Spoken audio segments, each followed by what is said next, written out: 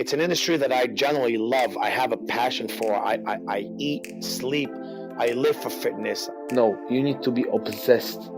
You need to wake up, think about it.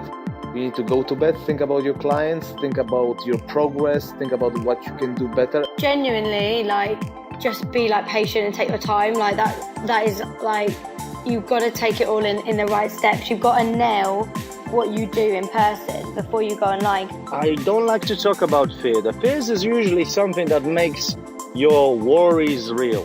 You are listening to the Coaching Ignited show, where we bring you stories and insights from coaches, fitness professionals and industry experts to help you expand your business and reach your goals. If you're a new listener, thanks for joining us. My name is Alex Povey. You can subscribe to the podcast on all your favorite apps, including Spotify and iTunes. The Coaching Ignited movement is on a mission to help coaches and personal trainers increase their sales and reach their full potential. If you wanted to find out more, please head over to coachingignited.com. And if you wanted to connect with us on social media, all the details can be found in the show notes. Now let's get into today's show. So on this episode of the podcast, I am very pleased to announce that we've got Tommy Gentleman, an entrepreneur, speaker and coach, and just an all-round legend. And he's the founder of the Super Self Summit and Retreat. He's also a gym owner. He hosts his own podcast called Tommy G Talks. He's a professional speaker and he coaches people and teams to achieve their highest levels of productivity, positivity and purpose. And on this episode, we get into some really cool topics about life, about business, about coaching, and about happiness. And it was such a pleasure having him on the show. I really can't wait for you to get stuck into this one. So as always, let me know your thoughts and I'll see you on the other side. Welcome to the show, Tommy. It's great to have you here, buddy. Really appreciate it. Thank you for being here. First of all, would like to just compliment you on the way this happened. You were the first person that I know of to send an audio file via Instagram direct message. And it was that caught my attention when I first heard it, because we weren't connected before that. And when I saw it, I was like, what's this?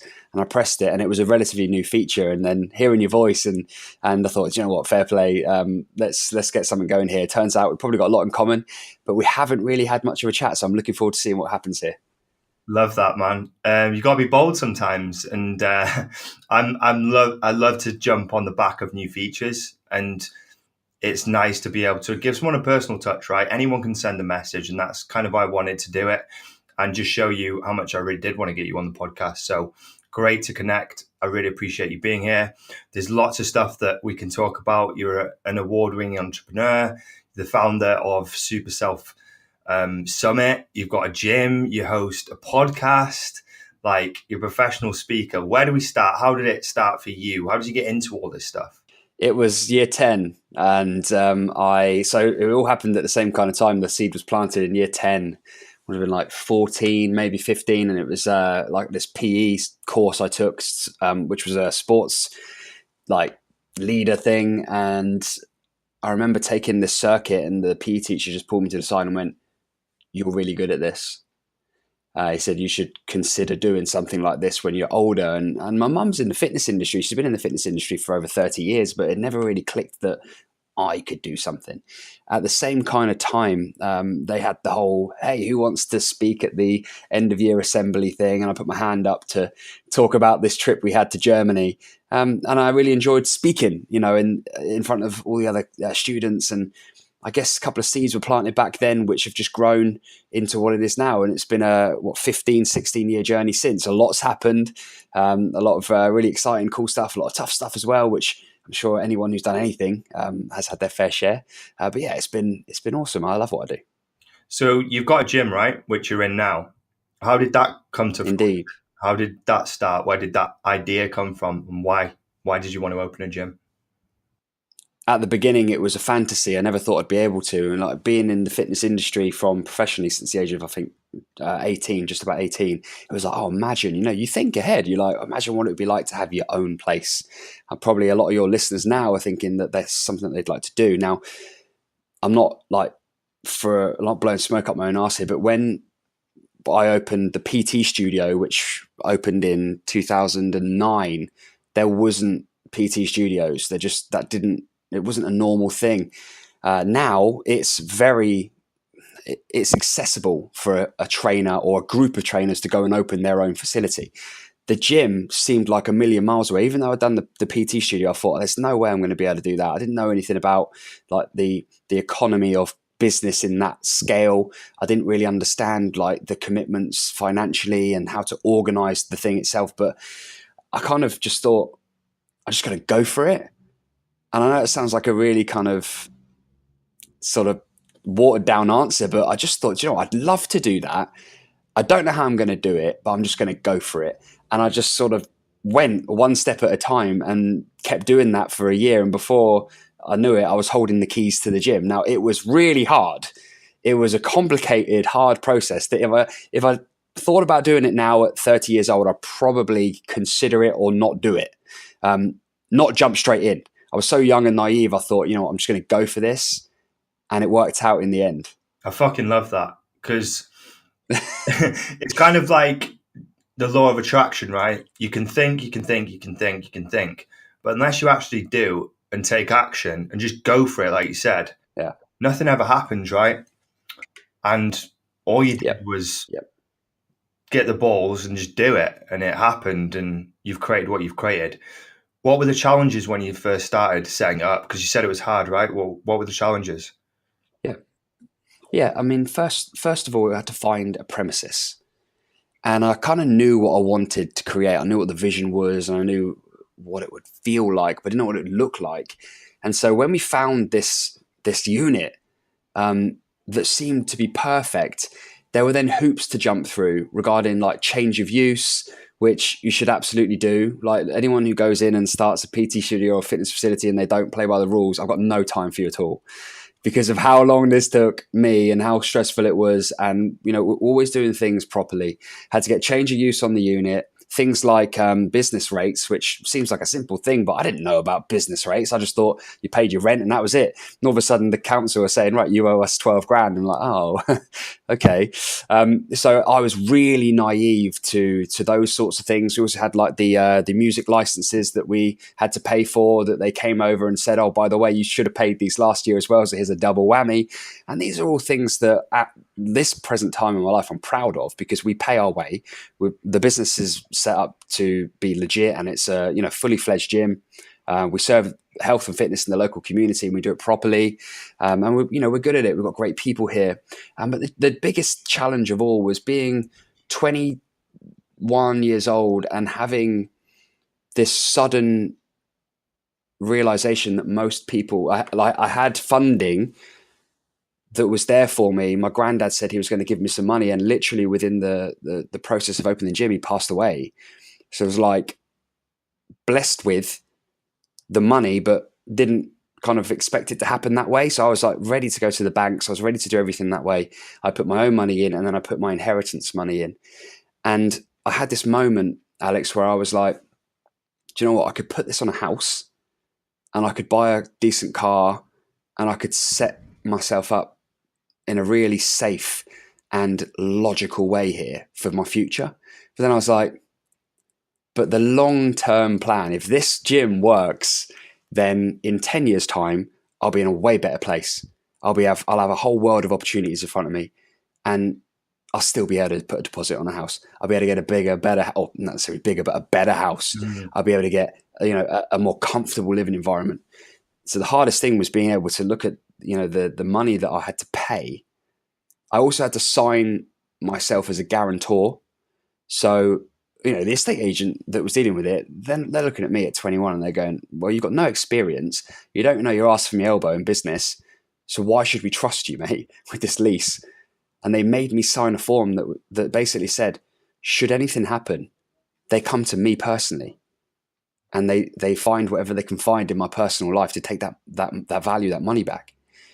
And I think it's very easy to think, oh, fine, yeah, set up a gym, blah, blah, blah. But there was everything on the line. And the hardest thing was being able to just jump into that, knowing that could all go very wrong. Where does that longer term vision come from? So you mentioned about you could have taken that money, you could have used it, but you had a longer term vision. Where does that come from? I've always been able to think like that since I was very young. I was able to see things objectively and plan my position in space and time. And that's quite a strange sort of deep answer, but I've always been able to do that. I also think that the catalyst of that income and the way that it all worked out, my granddad was a very he used to take risks in business. He did well. He came out of the army as an officer and fought in the Korean War, and like he did all that. And then he started a business. And I just thought, if I've had this money through courage, this money has come to me through courage. Okay, the man who I used to look up to so much, and still do, he made his life. He got his life to a position where he was able to give his grandson some of the money that he earned through courage. If I was going to play it safe with that money and not use courage, then I thought maybe that, that's not the way it's supposed to work out with this sort of opportunity. So yeah, I think I was in the right place, the right frame of mind, had the right support around me to make it happen. I'm very glad it did. That's awesome. Is there sort of like books, resources, mentors that you've used to get where you are now? Or have you figured this stuff out on your own? Yeah, look, I wouldn't for a start say that I've thought about all this on my own and just did it on my own and not had any external influence or help. I've always had a coach, I've always had a mentor, I've always had people where, even if it's like a friend in the family who you see him a few times at like parties, and then you get talking, you're like, actually, that's really interesting. Like you meet for coffee, and then it builds and grows from there. I've had plenty of people in my life that are like that. It's really essential. It's an essential ingredient for success, I believe. But also looking into, I had a lot to learn. So I had to look into the back end of the business, had to learn my finances, had to understand how to manage like forecasts and predictions and understand the ins and outs and the flow of cash within the business. So there aren't any specific books I can say, yeah, that one. Just always be reading, always be learning. There's two positions. There's it's like being in a go-kart. You've either got your foot on the accelerator or you've got your foot on the brake, one or the other. And I think if you're always reading, then that suggests that you're always going to move forwards as long as you apply that knowledge. Yeah. Are you very much an all-in type of guy? So when you're doing something, it's like all chips in. I'm like all in on this. It's not in or out. Is that how you play the game? Yeah, I'm itching to say no because I'd rather be a little bit more level-headed, but I am. I get excited. I get really excited when I feel opportunity, and then I connect it with my core values of being here and being blessed to be here and having the opportunity of life. That's what kicks in, and I'm like, boom, I'm there. As soon as it starts, like, it's really hard to pull me away from that. I was listening to your podcast. Very clear, very like precise, very, I don't know, like the way you articulate things, it just seems that you've got so much clarity. Where does that clarity come from? The delivery? Time, practice, and being in it for a long time. I mean, we're in a really exciting place in space and time right now, mate, because we can spread our message like we are now through podcast, through video, and the end user, the person who's receiving this information, has also got a lot of other people attempting to give them similar information. But what I find now is, like, I could have been saying the stuff I'm saying now 8 years ago, but it wouldn't have been, there would be no substance to it. There'd be no like depth to it. It'd be very much like a level where I hadn't figured it out myself yet. So just by being in it for day after day after day, it's given me that clarity because I know it inside out. It's like if I was to sink 10 pints and spin around 20 times and like you just distract me with anything you want, I'd still be able to do it because it's just in there now. It's just cemented.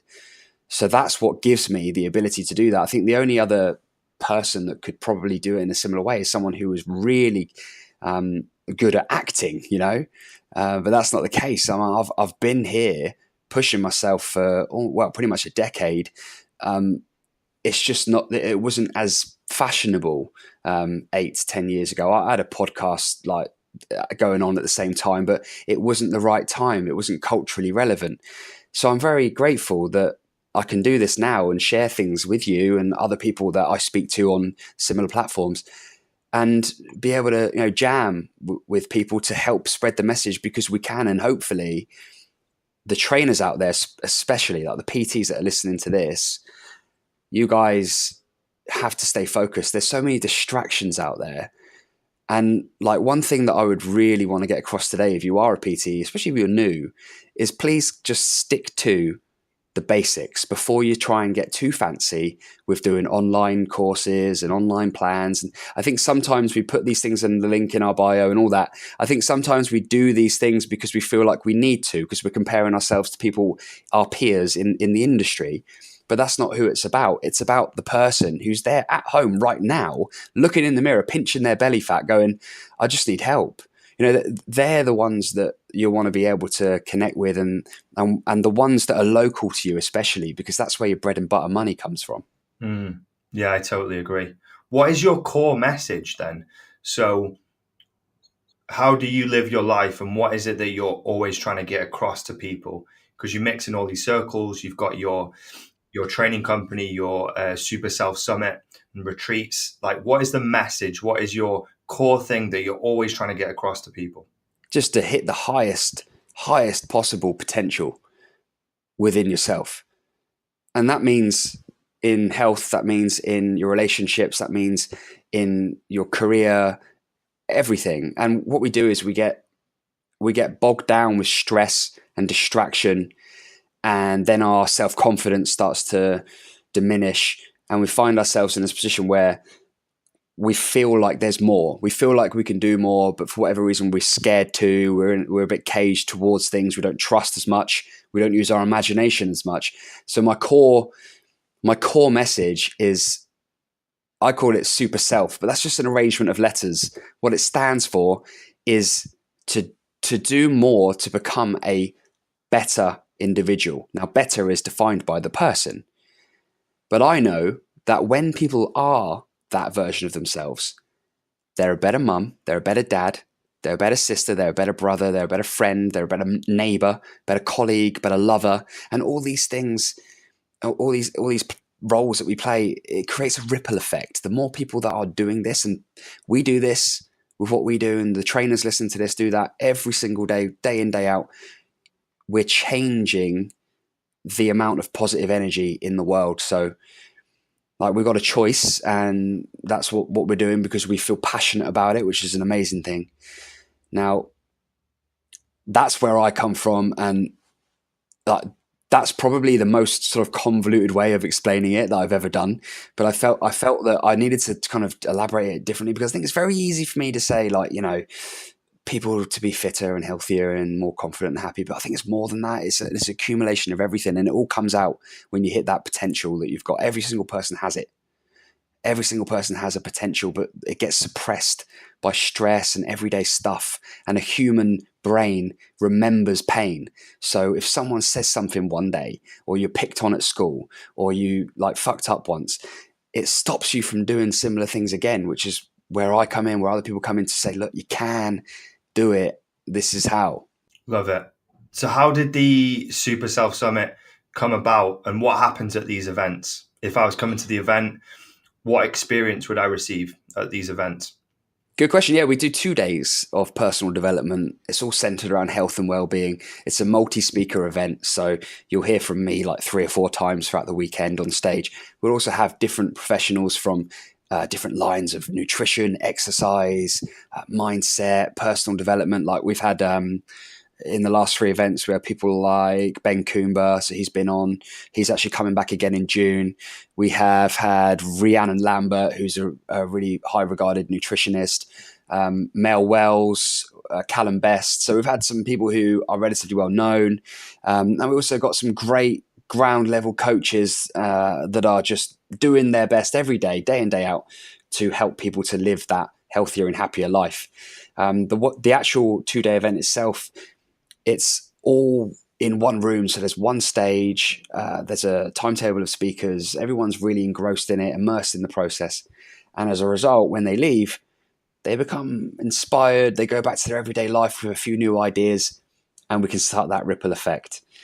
The next one's in June, and then hopefully we'll do one at the end of the year as well. But it's getting bigger and bigger. It all started last year. and it's kind of just taken off from there. Yeah, it sounds amazing. You've got some awesome guests there. Have you always wanted to be on stage speaking? I've always wanted to make a difference, and it's just that the stage is the place, it's the facilitator of that purpose. I've always enjoyed creating an emotional shift in people. I'd do that face to face. I'd do that like to two people. I would do that to 200, 2,000. Doesn't matter. It honestly doesn't matter. The stage itself isn't the thing for me. Of course, everyone enjoys that, and if it's in you and you have that sort of performance side of things, then you should obviously embrace it, and that's exciting. It's fun, but it's not the main reason why I enjoy being on stage. So what's the real reason? What made you create the event so that you could have this loud voice? What's in your core that makes you want to do this? I honestly think it's my role to play in this life that you and I are sharing right now, and you listening to this. I feel highly blessed, highly grateful to be alive now with the brain that I have and the way that I can see and do things within my areas of passion have allowed me to create this. Like if I die now, Alex, I'm quite happy with that. I'm quite happy with the fact that I've done like as much as I can really in the last decade since becoming aware of it. I would be a little bit annoyed, obviously, if I could like float away from my body and be like, oh, I want to play a bit longer, but I wouldn't be regretful because it's just there inside my heart. And I tell you what, if I'd have said no to the gym 8 years ago, then I fuck knows where I'd be now. I'd be probably very depressed. I'd be probably thinking, I should have done something different with my life. I'm grateful that I have taken that step and continue to. That's why I'm here. I don't know. It just feels like the things that excite me are that. So like, I'm trying to make this useful for the listener now. There are things that excite all of us. And if you're listening to this now and you've got something of interest that you just love, it just excites you, whether it's something small or something obvious and bigger, you have to follow that, because probably the reason why you're excited about it is because you're supposed to go and do that. There's these little signs, these little clues of, what we're supposed to do. And everyone that lives with a purpose has the most exciting time. You gave me goosebumps a minute ago, Tommy, when you said that even if you stopped now, that you'd still be satisfied. And that's really a good barometer of a good life, right? If you can go, actually, if I checked out now, I'll still be satisfied with what I've done. But I can imagine you want to do way more. Like, I can imagine you're probably just getting into your stride realistically, right? And there's loads of other stuff that you want to do. What does that look like? What's on the agenda? What do you want to do next? I've got plans of what I'd like to do objectively. I want to grow the Super Self Summit. We want to keep pushing things forward here in the local community with the gym. I would like to increase the amount of work that I can do with other coaches, with other people as well, with their personal development journey. The thing is, the difference now, I had a bit of a learning experience last year. I went through a bit of a spiritual evolution. And I think we're all capable of a certain amount of our bandwidth we can spend on constructing things. For example, the podcast, right? Mm-hmm. Your podcast here, you've constructed this. Yes, it fits in with part of your plan and it has a sequence that leads to other things. And I'm sure you've thought about that and mapped it out. The thing about how I feel about these things now is that I've got this measurement of happiness, which is just sort of simmering up. It might go up and down like the stock market, every couple of days, it might go down a bit, then up a bit. Now I will never let that go down. So it doesn't matter what my things are doing around me. It doesn't matter what my things are doing. If my happiness is high, I'm cool with it. If it goes down because I'm spending too much time and energy on the things, then I've fucked up. I've ruined it. Because that's not what it's about. It's not about what I create. It's not about it's not about the gym. It's not about the event. It's not about all that. That's helped me be where I am in terms of my quality of life and my happiness. But it doesn't mean it has to continue that doesn't need to grow. The happiness needs to stay high. If the other parts grow in sync with that, then that's fine. I'm always going to be capable. People like you and I and people listening to this now, we're always going to be capable when we apply ourselves of creating things. But it's when the creation or the running of the things contradict the happiness scale, it's when we get it wrong. I don't want to get it wrong. So I can't answer that question with an actual, I want to do that and have 100 this and I just want to like keep that happiness high and put my energy into stuff that works. I love that. Does that make sense? Yeah. To me, it's like, it makes perfect sense because everything that we ever do is for that one reason of being happy anyway. Exactly. And you don't need more of this, more of that. And you don't need to achieve this or achieve that unless it's going to make you happy, right? But yeah, that makes perfect sense. And I think people are trying to chase or become or reach happiness when actually you can a lot of the time decide to be happy. Yeah. And it's not as far away as you think, right?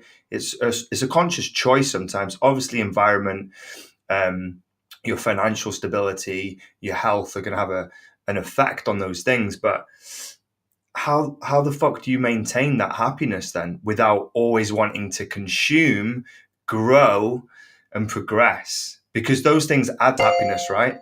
So how do we stay? How do we keep at this point, this happiness level? Oh, well, that is the golden question. I mean, it's all about internal conversations. It's about knowing really what it is that you're doing and why. It's about understanding what you can compromise on and what you can't.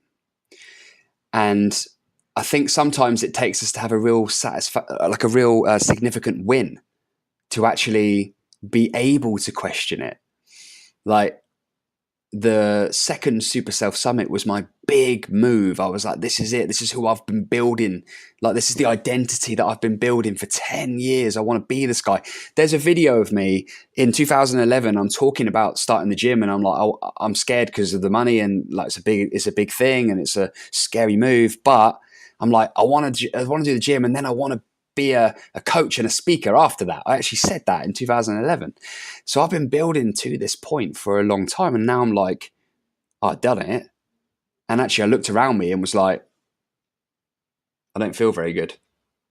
I don't know why. I've been building to this for so long. Why don't I feel good? I've just filled the room. I've just had 100 people for 2 days. I've just like made this massive statement to the industry and and then I was like, that's why.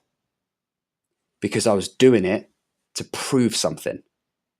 I was doing it to make a massive statement to the industry. And I'm like, that's fucked up.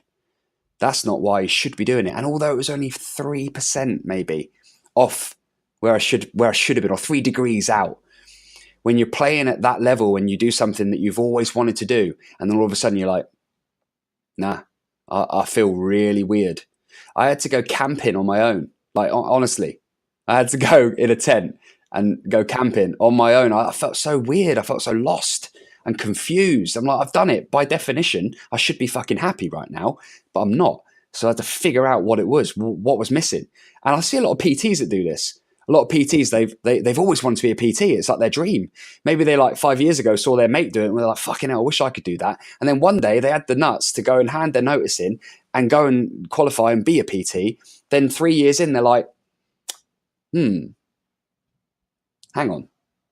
So I think like sometimes we do pin it on a thing, but it's not about that. It's about how we feel about it.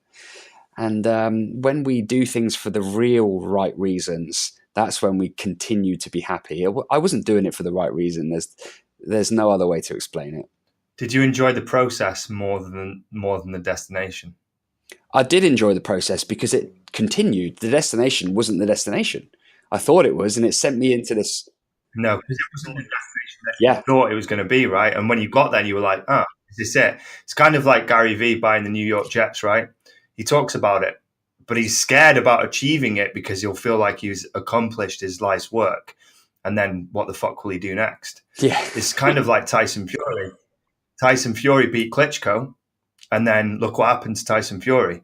Mentally fucked for 3 years, right? So it's almost like when you get to a certain point that you think you want to get to, it's also dangerous if you can't see beyond that point, right? Yeah, I think it is. I think it, like with those examples you just shared, which is a really good example, both of them. I think there's always a problem, always a red flag when you're doing something because you're trying to prove something. Yeah. So when you think, I need to show everyone that I'm capable or what I can do, I think that's a motivational message. Like we all get fired up on that, don't we? Like, go show them what you can do. But actually deep down, that's never really a good thing because it still puts the power in other people. It puts the level of grandeur in the eyes of other people. I'm going to do it to show you, to prove to the market, to prove to the industry, to prove to the world. Doesn't matter who. You prove to most people, it boils down to maybe a few people that you're trying to prove to, like, please and prove something to. But it's never a winning formula because it's not in here. It's not inside. It's outside. Yeah, that's a good one to just think about, isn't it, for a second? And you can get lost in that external dream because it's an external outcome, isn't it? It's not an internal one. Like you said, you're doing it for the outside world, not the internal one, which is the most important.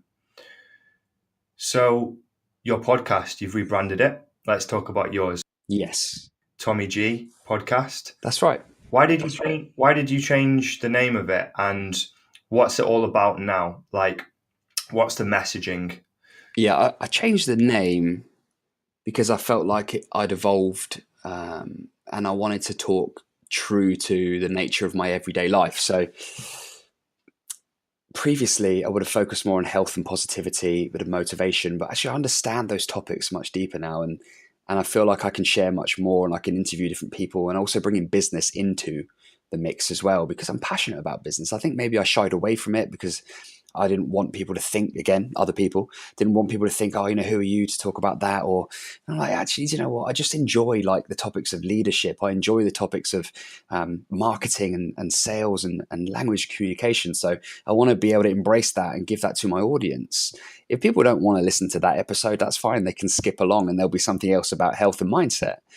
So it's a way that I can really take all of the efforts that I make to produce content and put them all into the podcast.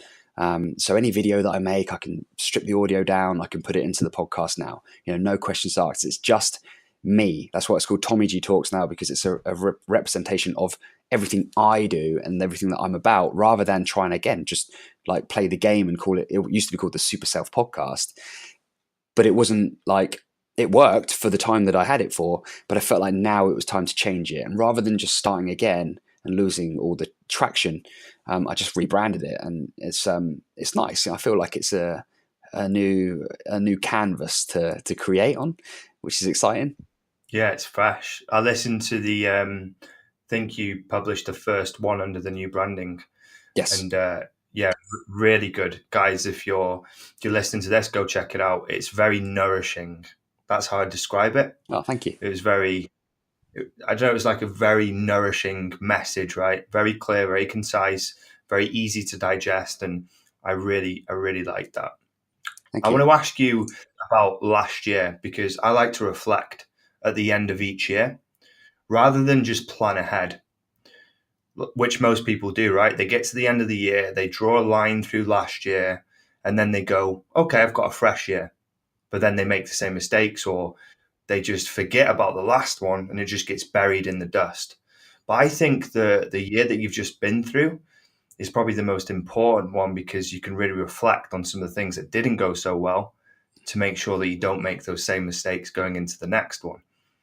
What are some of the big lessons that you had from last year, good or bad?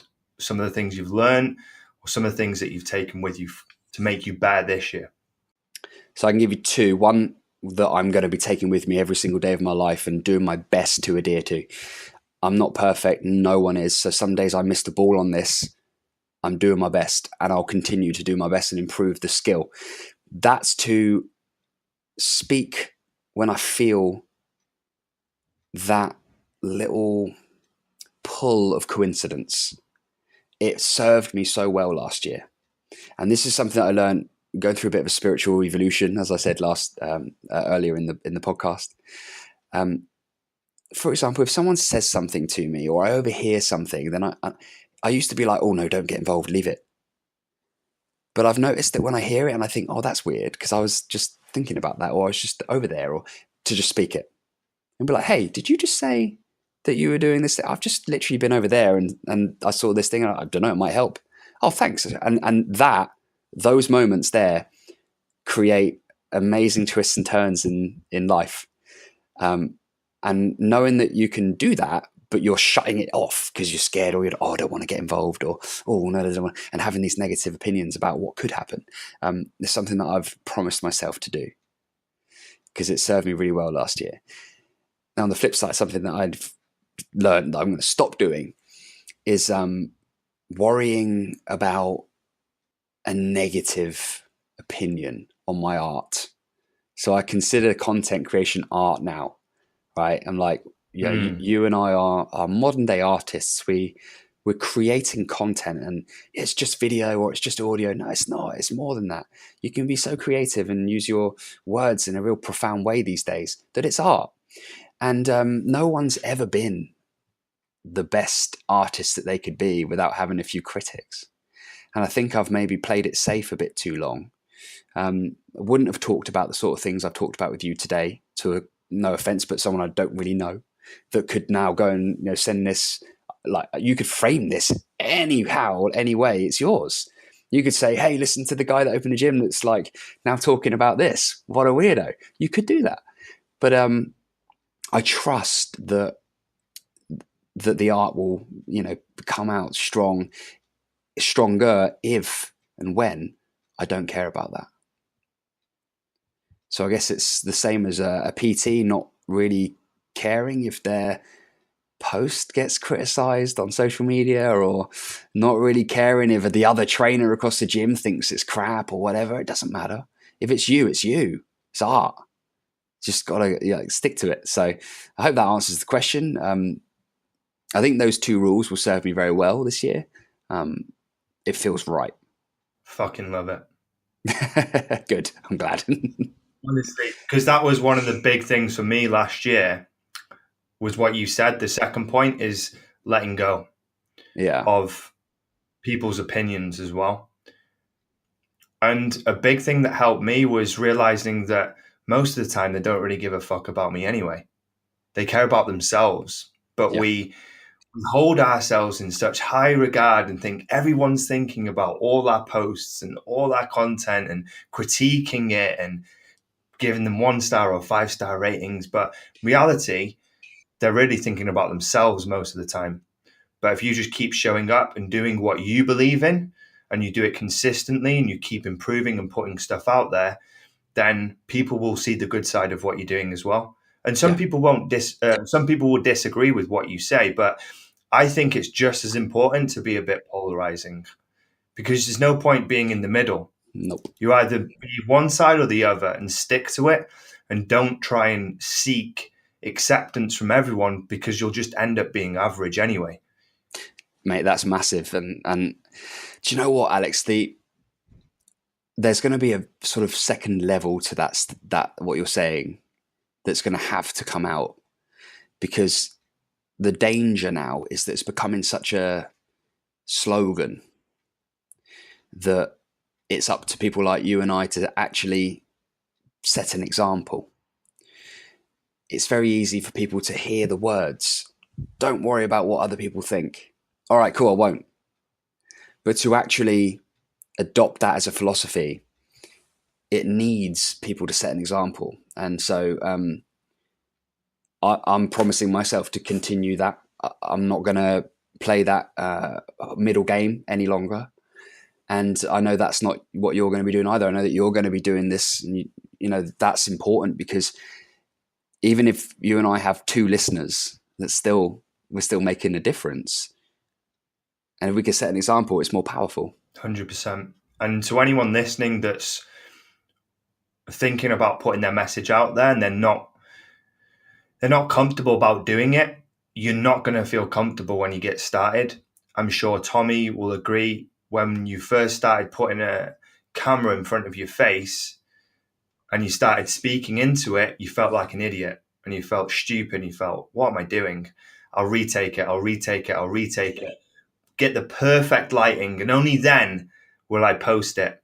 But what you realize is, like everything else in life, your tolerance changes So the more you do it, the easier it gets. And I'm sure now you can literally go one take, post, close the phone, push it out to your 10,000 followers and not even check it, right? Maybe you'll come back later and you'll see who's viewed it and see if there's any comments. But I think your tolerance level to certain things like that change as well. So for people who are a bit scared about putting themselves on the line, it will get easier, but you just got to start. Just like every single other thing you ever did in your life since birth. Do more and it gets easier. Yep, absolutely, mate. Yeah, there'll be that kid out there though, like the equivalent of the kid at school. It would just be an adult format probably, that will be a friend of yours that will go, what the fuck was that? Yeah. Right? It's going to happen. Get over it. Because people don't like to see different stuff. They like to know, they like to predict. And when you start changing the way that you behave, especially if you're going from that sort of dormant content contributor to someone who starts posting regularly, all your friends are going to have a little bit of an in to take the piss out of you. It's going to happen, right? But you can't, if you literally let it fall down at that first hurdle, then man, like that's such a shame, because they'll soon get bored. Like they'll just drop it, or you just got to get over it and just keep doing it, because there's people out there that need it, and that's the thing that outweighs anything. It's the woman or the man out there that really needs it. They need to see your face and hear your voice today. That really is like a real thing. There's people out there that need our help as coaches and trainers and instructors. You know, can't let our friend taking the piss stop us from helping people. No, there's much bigger things to worry about. So we'll wrap it up there. This has been an absolutely phenomenal show. We got deep at the end there. Loved it. Absolutely loved it. Where can people find more about you, your events? How can they find out about Tommy G? Yeah, I think Tommy Gentleman on any social media. It's pretty easy to find me. I'm just at Tommy Gentleman, literally. For the event, it's superselfsummit.com specifically. And I'm always pretty active on Instagram, especially these days. So anything, questions or whatever, just ping me. I always check them. Wicked. Thank you so much. I really appreciate your time. Feel blessed, feel grateful to have you on the show. And I hope you have an amazing 2019. I'm sure you're going to absolutely crush it. Thank you, mate. And I think just to add, I really appreciate you having me on. I'm always slightly uncomfortable with these things because I'm usually doing the interviewing. I really enjoyed this conversation, so thank you. Thought you asked great questions, and it was nice to be able to go to different places. I wasn't really sure what to expect, but I've really enjoyed it. And if you're listening to this at the moment and you're out there and you're doing your thing, keep doing it, because the harder it gets for everyone, the more valuable you become. Love it. We'll leave it there, guys. Thank you so much.